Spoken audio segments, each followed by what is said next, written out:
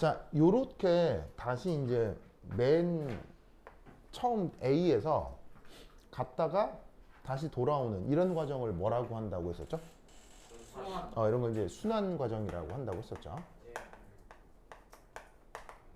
그래서 A에서 B로 가는 요 과정이 지금 여기에서 보시면은 자, 뭐가 일정해? 압력 일정하죠? 압력 일정하고 그 다음에 이제 B에서 C로 가는 과정을 문제에서 단열이라고 했어요.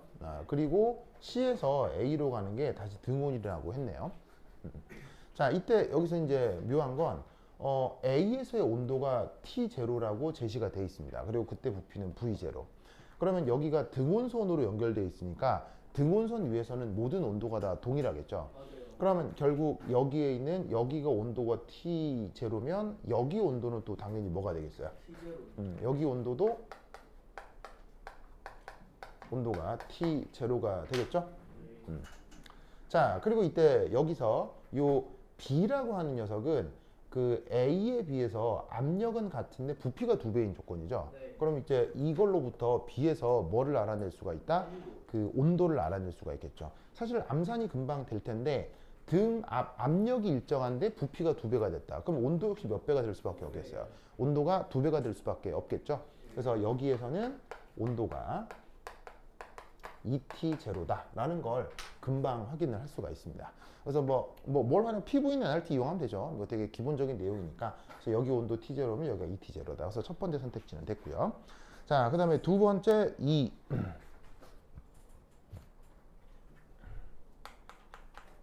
자, 두 번째 E는 AB 과정에서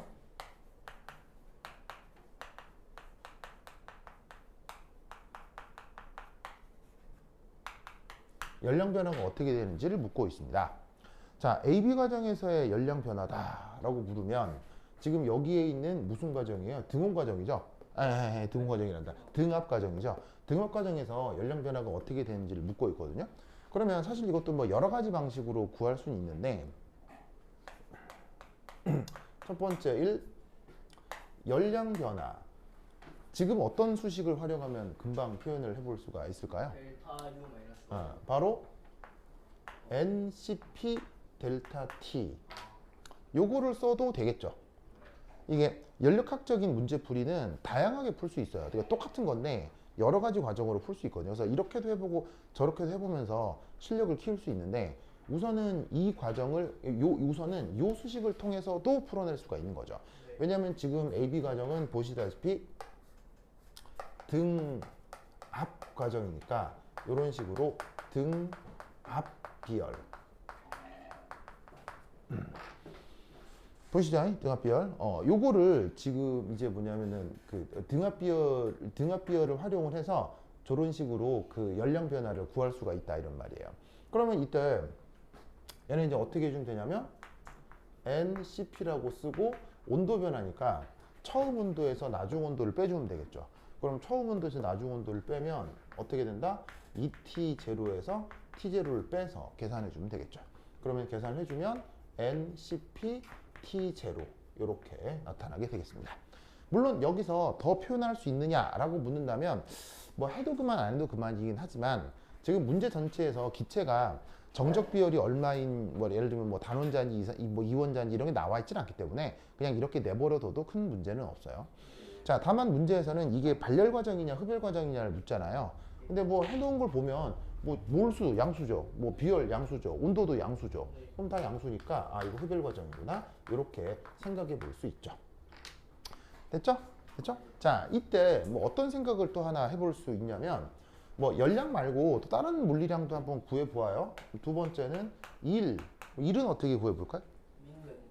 민면적. 자, 1은 어떻게 구할 수 있냐면 바로 마이너스 인티그럴 PEX dV 이게 원래 정의잖아요. 네. 자, 이게 원래 정의인데 이 정의를 그냥 수리적으로 바라보면 여기에 있는 이 적분 부분만큼이 바로 아래쪽 면적에 해당하는 표현이 된다라고 생각해 볼 수가 있죠. 왜냐하면 적분이라는 것 자체가 그래프에서 아래쪽 면적을 구하는 거니까요. 그러면 AB 과정에서 아래쪽 면적은 그냥 요만큼이 될 거 아니에요, 그렇죠? 예. 요거. 그러면 쟤를 어떻게 쓸 수 있다? 마이너스 한 다음에 자, 밑변은 지금 2V0 빼기 V0 하면 되고 높이는 어떻게 해주면 돼? 높이는 뭐가 있겠죠, 그렇죠? 그때는 뭐 P0라고 합시다. P0라고 합시다. 뭐 P0가 나와 있지는 않지만 뭐 P0라고 합시다. 그럼 여기다가 이제 P0 이렇게 표현을 해주면 되겠죠. 그러면 얘 계산해주면 뭐가 나올 거나 마이너스 P0 V0 이렇게 나오겠죠? 그럼 얘를 다시 어떻게 바꿀 수 있느냐? 마이너스 NR T0로 바꿀 수가 있겠죠. 뭐면 되시겠죠? 여기죠. 그러면 이때 세 번째 내부 에너지 변화는 어떻게 표현돼? 네? 내부 에너지 변화는 어떻게 표현돼? 그거요? 네, 내부 에너지 변화. NCV 내부 에너지 변화는 묻지도 따지지도 말고 NCB 델타 T 이게 되는 거죠? 네. 그럼 여기서도 요 델타 T라고 하는 건 뭐예요? T0에서 ET0로 바뀐 거니까 델타 T가 T0가 되겠죠. 네. 그럼 얘는 NCB T0 됐죠? 네.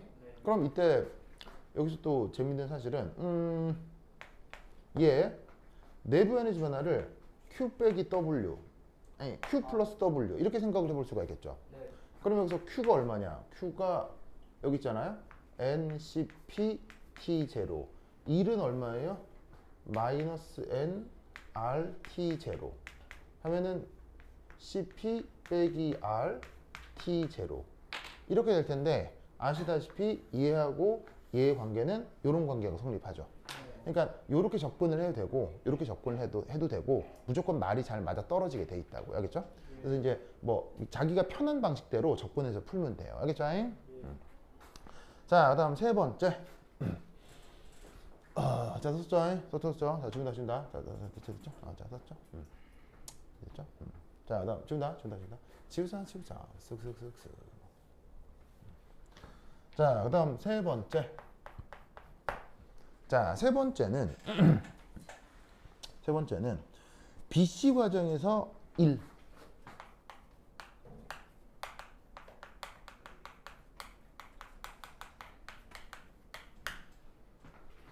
문제에서는 일을 했냐, 일을 받았냐, 뭐 이런 말들이 있지만 일을 했냐, 일을 받았냐 그런 말에 집중할 필요가 전혀 없다고 했어요. 그냥 연력학 제1법칙에 적용해서 순수하게 계산만 완료하면 돼요. 그러면 부호가 최종 결과의 부호가 했는지 받았는지를 바로 얘기를 해주기 때문에 받았는지 했는지 신경 쓸 필요는 전혀 없어요. 그래서 1 구하면 되는 거죠. 그럼 BC 과정의 일이 어디냐면 BC 과정의 일이 바로 B에서 C 과정이니까 보시다시피 요만큼일 거라고요. 이렇게 하나 보면 요만큼일 거란 얘기죠. 무슨 말 알겠죠? 예. 그러면 어차피 2를 구하라고 하는 거니까 저 위에 지울게요. 위에 지울게. 자, 지우자.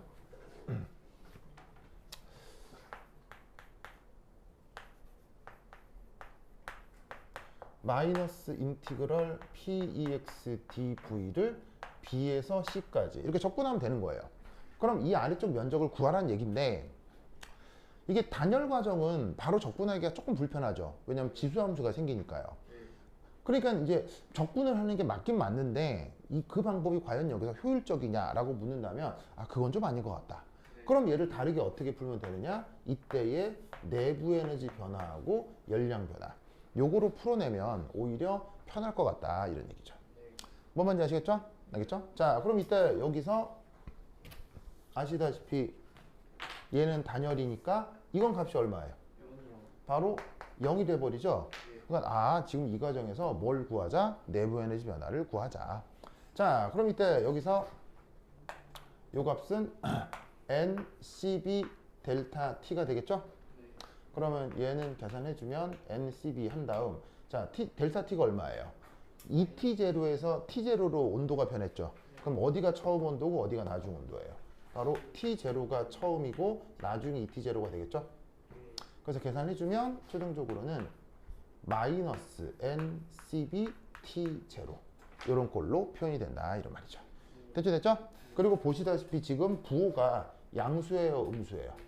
음수죠. 음수인 것으로부터 뭐를 생각해 볼 수 있다? 시스템이 서라운딩에 일을 했구나 라고 판단할 수 있다 이런 말이죠. 됐죠? 그래서 이렇게 계산을 해주시면 되겠습니다. 근데 지금 문제에서 아까도 말씀드렸지만 CB가 정확하게 뭔지가 제시가 되어 있지는 않기 때문에 그냥 이렇게 나타내면 끝이에요. 알겠죠? 그래서 이게 단일 과정에 대한 문제입니다. 그래서 단일 과정 문제 보통 풀라고 하면 기본적으로 온도 변화가 어떻게 되는지에 대해서 신경을 쓰시고, 그리고 아까도 말씀드렸지만 너무 숫자로 다 바꾸려고 그러지 말고 최대한 문자로 단서를 남겨두는 게 오히려 이후 연속적 문제를 풀 때 좀 편리해집니다. 알겠죠? 됐다. 그래서 단일 과정은 됐고요. 자, 그 다음 쭉 넘어가서 뒤에 보시면 8챕터에 열화학이라고 하는 챕터가 있을 거예요. 열화학. 자, 열화학이라고 하는 챕터가 있어요. 찾았어요? 네. 열화학. 열화학. 열화학. 그 열화학이 보시면은 거기에 보시다시피 연수 문제 21이라고 있는데 찾았어요? 연수 문제 21? 연수 문제 21? 요거 하기 전에 요 얘기 슬쩍만 하고 가겠습니다. 자, 여기 줄게요. 한 3분이면 끝나는 얘기. 여기 줄게요. 요거만 하고 쉬었다 할게요.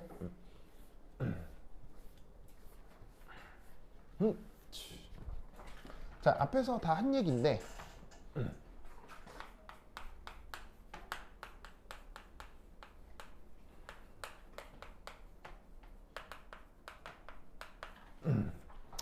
여기에 8.1에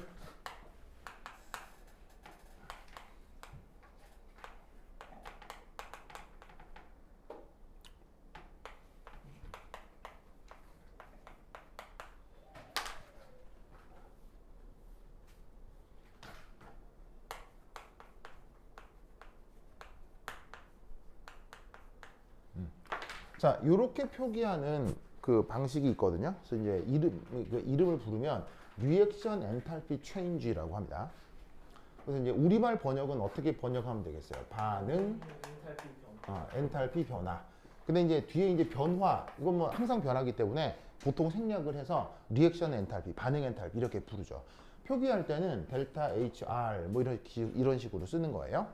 그럼 여기 잘 보시면은 여기 이제 요 R이라고 하는 요 녀석 보이죠? R이라고 하는 녀석. 여기 이제 뭘 줄임말이라는 걸 알 수 있겠어요. 리액션을 줄임말이라는 걸 알 수 있겠죠. 자, 이때 여기서 명심할 것은 우선 기본적으로 이겁니다. 델타 H는 우선 기본적으로 생각해 두실 게 등압 과정에서 출입한 열량 변화다. 요거를 항상 기억해 두셔야 돼요. 알겠죠? 등압 과정에서 출입한 열량 변화다. 이 얘기 앞에서 했었는데 저 또 자네 이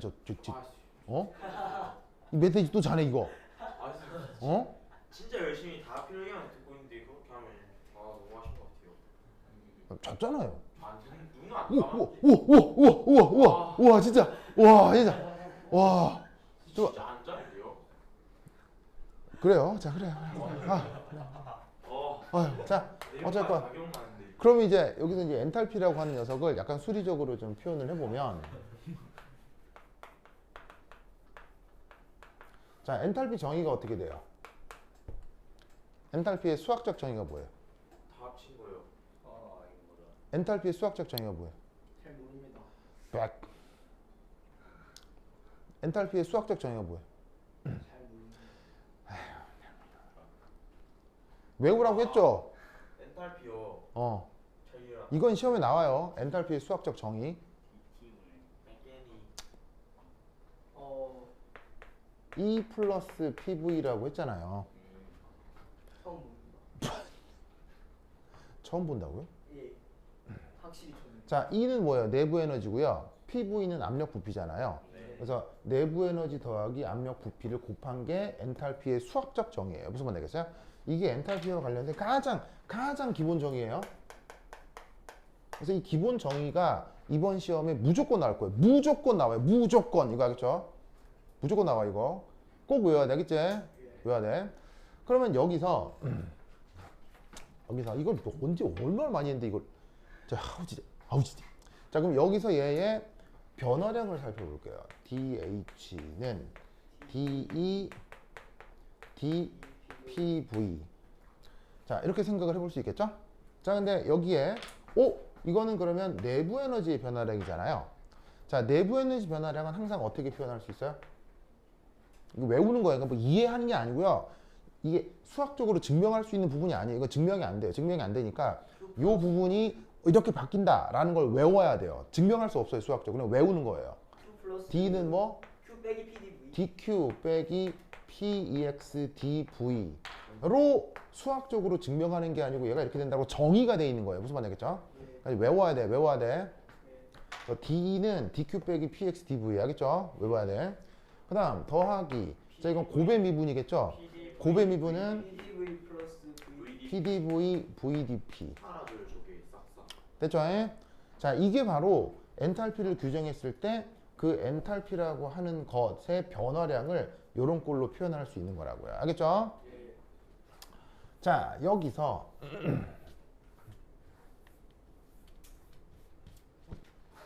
첫 번째 1. 등압 과정. 등압 과정. 자, 이 등압 과정의 의미는 뭐냐면 일정 지구 환경에서 대기압과 시스템의 내부 압력이 평형을 이루는 상태를 얘기하는 거예요. 네. 자, 어떤 상황이냐면 지금 우리 어디 살고 있어요? 지구에 살고 있죠. 예. 그럼 일기압이 누르고 있잖아요. 그 일기압이라고 하는 게 은근히 약한 힘이에요? 상당히 강한 힘이에요? 상당히 강해요. 되게 강하거든요. 얼마쯤 된다고 하죠? 10132. 그렇지. 10132.5 뉴턴 퍼 미터 제곱. 이게 이제 1ATM이라고 하는 것의 정의죠. 그래서 은근히 센 힘이에요. 되게 물론 단면적이 좁진 않네요. 그럼 1m면 꽤 큰 단면적이긴 한데 거기에 이제 10만 뉴턴 정도의 힘이 가해지는 게 우리 대기압이니까요. 하지만 그 대기압을 받아도 우리는 별 느낌이 있어요? 별 느낌이 없어요? 없어요. 느낌이 없고 그 대기압을 받고 있음에도 내 피부에 이 외형이 변형이 돼요? 변형 안 돼요? 안 돼요. 변형 안 되잖아요. 그럼 이걸 어떻게 설명해야겠냐는 거예요. 뉴턴 역학으로 설명을 하려면 알짜 힘이 없는 상태잖아요. 네. 그럼 알짜 힘이 없으려면 우리 눈에는 안 보이지만 우리 몸 내부에서 또 일기압으로 저항하고 있나 보다. 무슨 말인지 알겠어요? 네. 그런 상황을 우리가 등압이라고 얘기를 하는 거예요. 무슨 말인지 알겠죠? 등압이 그냥 압력 일정하니까 압력 일정하다는 말이니까 압력을 일정하게 하기 위해서 무슨 피스톤 같은 특별한 실험 장비를 준비해가지고 거기서 특별하게 압력을 일정하게 유지하나 보다. 그게 아니고 그냥 우리가 살아가면 그냥 그게 다 등압이라고요. 무슨 말인지 알겠어요? 그러니까 예를 들면은 저기 뭐 수업 듣다가 민결이가 퍼즐로 자거나 아니면 이제 무현이가 게임방에서 막 게임을 하거나 그다음에 건우가 학교에서 막 축구를 하거나 그 모든 과정이 무슨 과정이라고요? 등압 과정이라 이런 말이에요. 무슨 말인지 알겠어요? 그 모든 과정이 등압 과정이에요. 알겠죠? 근데 물론 또 사실 우리 몸 내부의 기압은 사실 또 정확하게 일기압은 아니에요. 또 여기 조금 다른 얘기긴 하지만 우리 몸 내부 기압은 사실 정확하게 일기압은 아니고요. 일기압보다 대기압보다 약간 클까요? 약간 작을까요? 크다고 하셨어요. 약간 크다고 했죠? 네. 왜? 그리고 대기압이 약간 커. 그러니까 무조건 현재 짓누르고 있는 대기압보다 우리 내부 압력은 약간 커요. 그러니까 심각하게는 아니고 아주 약간. 그걸 탄성력 때문에. 그걸 알 수 있는 현상이 뭐예요? 비용력이 바로 상처가 나면 피가 나오죠. 상처가 나서 피가 나오는 이유가 우리 몸 내부의 압력이 일기압보다 조금 더 크기 때문이에요. 무슨 말 알겠죠? 알겠죠? 만약에 우리 몸 내부의 압력이 일기압보다 작으면 어떤 일이 벌어지겠어요? 상처 나면 공기가 술술 들어가는 거예요. 근데 그런 일은 벌어져요, 안 벌어져요? 안 벌어지잖아요. 실제로는 피가 바깥쪽으로 나오기 때문에 우리 몸 내부의 압력은 살짝 일기압보다 약간 커요. 그렇게 되는 이유는 우리 몸 자체가 이렇게 이게 폐곡면으로 이루어져 있기 때문에 그래요. 이게 피부를 중심으로 이렇게 살이 이렇게 동그랗잖아요. 이게 우리 살이 어디 이렇게 움푹 들어가고 그런 데가 없잖아.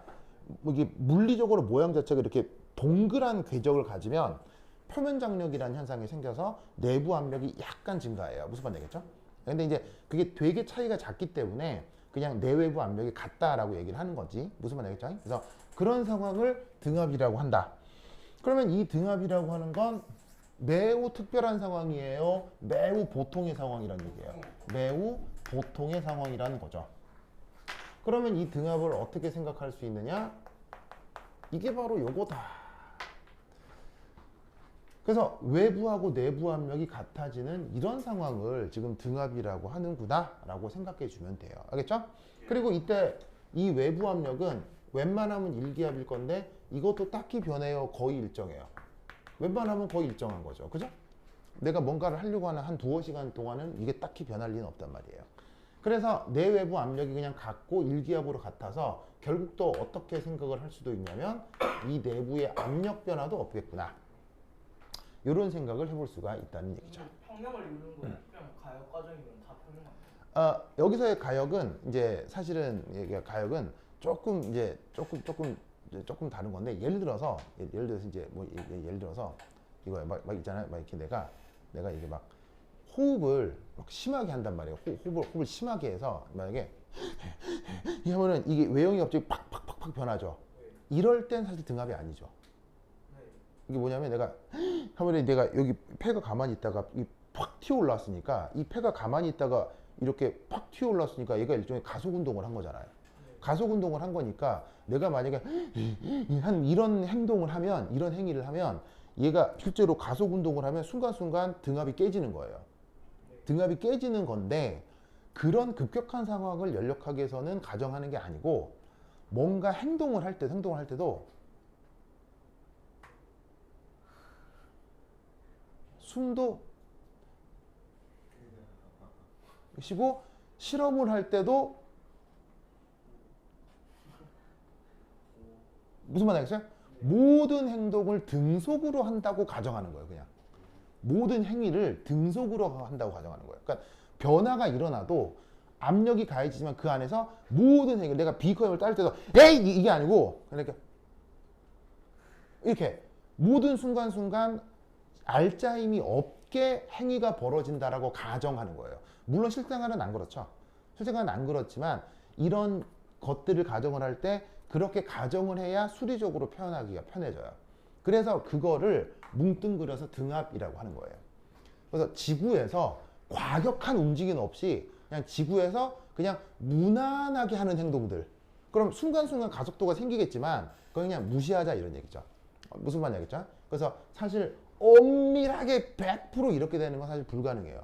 불가능한데 이렇게 딱 가정을 하면 그 이후에 수학적 표현이 편리해져서 이렇게 가정을 하는 거예요. 무슨 말 알겠죠? 근데 이제 실제로 이렇게 사는 사람은 없죠. 이 상태에서 그냥 내가 이렇게 움직여도 이거는 등압이 아니거든요. 이게 가속이잖아요. 가속이니까 이때는 이제 뭐냐면은 이제 내외부 압력이 다르다고 봐야죠. 무슨 말 알겠죠? 근데 이제 그런 것까지 다 따지면은 이게 뭐냐면 이렇게 서술을 해낼 수가 없으니까 항상 매 순간 이렇다라고 가정을 해주는 거예요. 알겠죠? 자, 하여튼 그렇다. 자, 그래서 이러한 등압 과정에서 그럼 얘를 어떻게 표기할 수 있느냐? 요렇게 DHP 요거의 등압 표시인데 그걸 표시를 해주면 어떻게 될 거냐? 여기서 누구가 같아진다고요? 내외부 압력이 같아지죠? 그 다음에 압력 변화도 없죠. 그럼 요거 소거되고 요건 여기니까 뭐만 남을 거냐? DQ만 남을 거다 이런 얘기죠. 알겠죠? 그래서 요게 그 엔탈피가 가지고 있는 가장 실용적인 의미가 된다. 그러면 이 녀석을 이제 뭘 해주면 되느냐? 얘를 다시 또 양변을 적분하는 거예요. 적분하면 이 표현을 어떻게 바꿀 수 있다? 델타 HP가 QP 이런 표현이 되는 거죠. 그래서 결국 엔탈피라고 하는 게 등압 과정에서 출입한 열량인데 이 등압 과정이라는 게 그냥 보통의 지구 환경. 보통의 지구 환경이라고 생각을 한다면 그냥 보통의 실험에서 내가 뭔가 열량을 측정한다? 그럼 그게 엔탈피다라고 생각을 해주면 된다. 이런 말이에요. 무슨 뜻인지 아시겠죠? 알겠죠? 이 아이디어를 꼭 기억해 두시기 바랍니다. 그래서 예를 들면 뭐 이런 등압 과정의 의미가 만약에 내가 뭔가를 가열을 한다라고 쳐도 왜 그 열을 가할 때 열을 처음부터 천천히 가열을 하면 왜 그 이런 실험 되게 웃기긴 한데 그 왜 개구리 같은 애들을 물에 넣어두고 열을 가할 때 갑자기 뜨거운 물을 확 끼얹으면 개구리가 폴짝 도망가지만 예, 개구리가 있는 뭐 베이스를 열을 천천히 올리면 개구리가 내 외부 온도가 계속 평형을 이루면서 별 변화를 못 느끼다가 결국엔 열 쇼크로 그 탕 안에서 개구리가 익어서 죽어버리잖아요. 무슨 말인지 알겠어요? 그러니까 열을 가할 때도 그렇게 그 과격한 변화 없이 열을 서서히 가하는 그런 변화처럼 압력 상황에서도 내가 움직임을 천천히 해서 내 외부 압력이 항상 일정하게 같아진다라는 가정 속에서의 실험돼 있다가 바로 등호 과정인 거예요. 알겠죠? 그래서 이제 그런 과정에서 이 열량 변화가 엔탈피 변화다라는 생각을 꼭 해주시기 바래요. 알겠죠? 요 내용 꼭 기억 중요해요. 그래서 이제 요거 이렇게 논술해 봐라 이런 말도 나올 수 있으니까 꼭 기억해 두시기 바랍니다. 이때 이제 리액션 엔탈피 체인지 요거를 딱 정의를 하면 그럼 이제 보통의 반응에서는 자 예를 들어 AA, BB, CC, DD 이런 화학 반응이 있다고 칩시다. 그러면 AB 같은 거는 우리가 무슨 물질이라고 할 수 있어요? 반응 물질이고요. CD는 생성물이겠죠. 그럼 이럴 때 이런 반응에서 리액션 엔탈피 체인지라고 하는 건 어떻게 정의를 하느냐?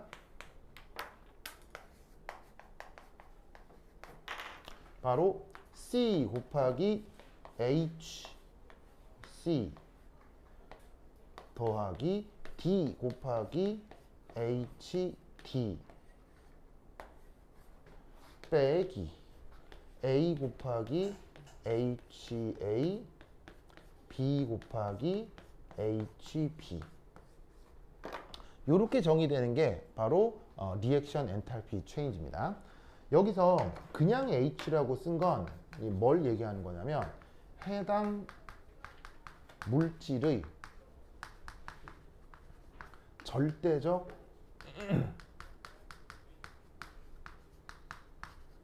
엔탈피 값을 그냥 H라고 쓴 거예요.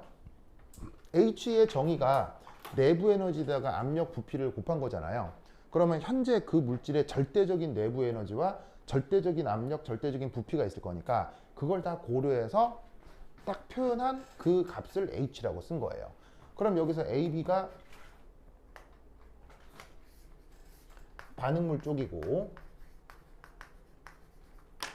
CD가 생성물 쪽인데 생성물 쪽에 있는 물질들의 절대적 엔탈피 값에서 반응물 쪽의 물질들의 절대적 엔탈피 값을 빼주는 것 아시겠죠? 이때 뭐까지 고려해서 이런 식의 화학, 양론, 계수 요걸 고려해서 표현한 것을 반응 엔탈피라고 하는 겁니다. 그런데 희한하게도 보통의 경우는 어떤 특정 물질의 절대적 엔탈피 값을 구하는 건 상당히 불편한 일이에요.